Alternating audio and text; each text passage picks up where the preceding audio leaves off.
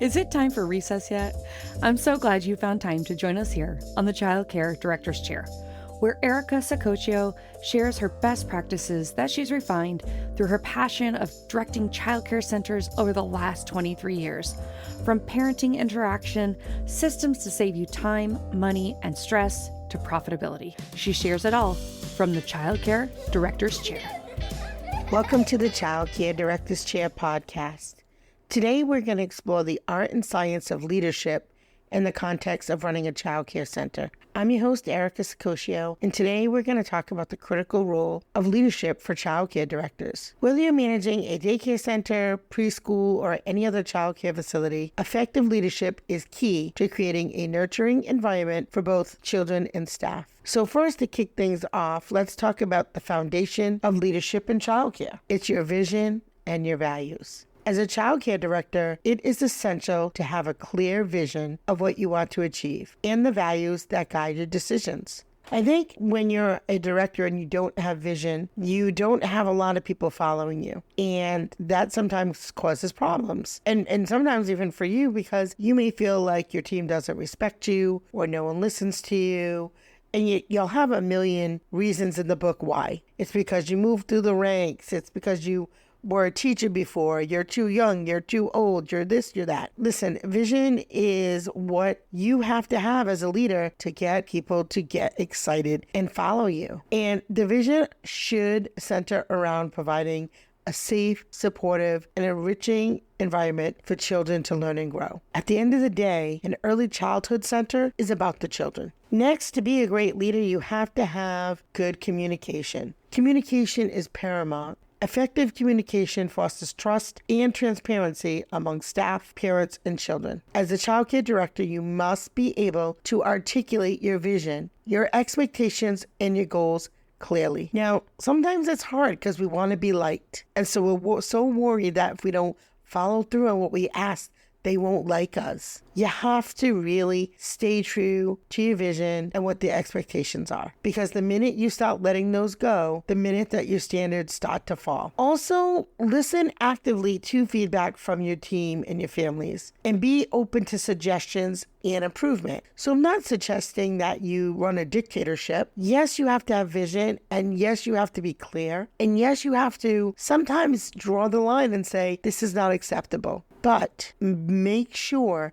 when you're making those decisions that you're involving your team and your community. And that will really help guide you as to what people need from you as their leader. Now, another thing I always find a little funny is directors who may not lead by example. An example might be your staff has to have 30 hours of professional development by XYZ date, but you don't. Your staff has to be in 10 minutes early before their shift so they can get settled in, but you don't. Your staff can only have water on the floor as you walk around with your latte. Your staff can't be on a cell phone while you're having full-blown cell phone conversations or on Facebook or whatever on the floor around them, right? That is not a great leader. You have to lead by example. And not only for your staff, but the children. The children are incredibly perceptive, and they learn by observing the adults' behaviors around them.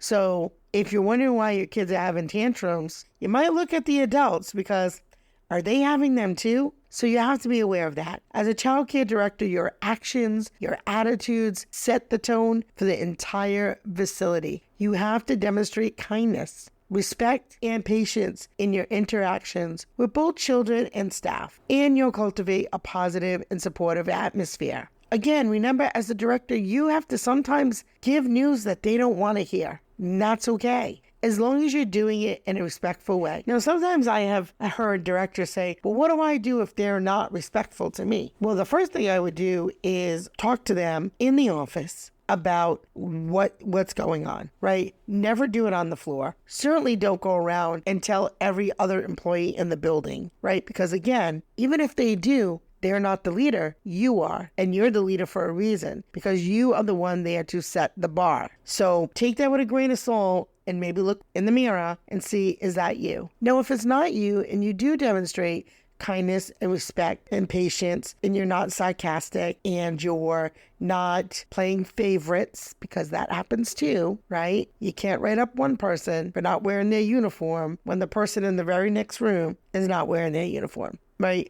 You have to make sure that you are also fair. And when you are fair and you are respectful and you are walking the walk and talking the talk, you will gain team effort. So critical aspect of leadership in childcare is team building, and your staff are the greatest asset. So it's essential to invest in their professional development and well-being. You want to foster a culture of collaboration and mutual support, and empower your team to contribute their ideas and their talents to the success of your childcare center. Now, I want you to take a paper for a minute and make a list. And I want you to write PD that we have offered at our program in the last 6 months. Maybe then look further, how many people went? Is it the same people going to the PD? Is it mandatory or is it optional? Is it the same people that you have come in year after year, or did you shake it up? So make yourself that list and look at that. You also want to ask yourself, when was the last time that we did something fun to build your team? Whether it was a bowling night, a paint night, a scavenger hunt. When was the last time you did something to build your team? And did you mix it up?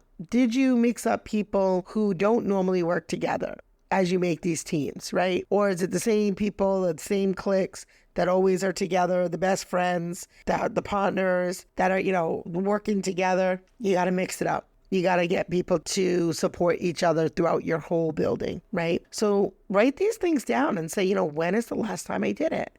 If you've done it recently, that's great. Good for you. You are on your way. If you haven't, that's okay. Good for you for listening to today's podcast and recognizing you can do better. And I think we all can do better, but, I think when we focus on what's really important and what kind of leader we want to be. Do we want to be respected? Then be respectful. Do we want people to be kind? Then be kind. And don't always let people get in your bubble. That's the other thing. We can get so worked up, and she said this and she did that and she didn't do this. Don't let yourself get so worked up. The things that are important, absolutely address them. The things that you can let go, that need to be let go, let them go, right? Things that need to be said, you have to deal with those. Nobody loves writing up staff, giving warnings, or firing people. Unfortunately, that is part of leadership. That's the bad side. The good side is we also get to grow people. We get to take people who are entry level and watch them grow year after year to become lead teachers, to become teacher assistants,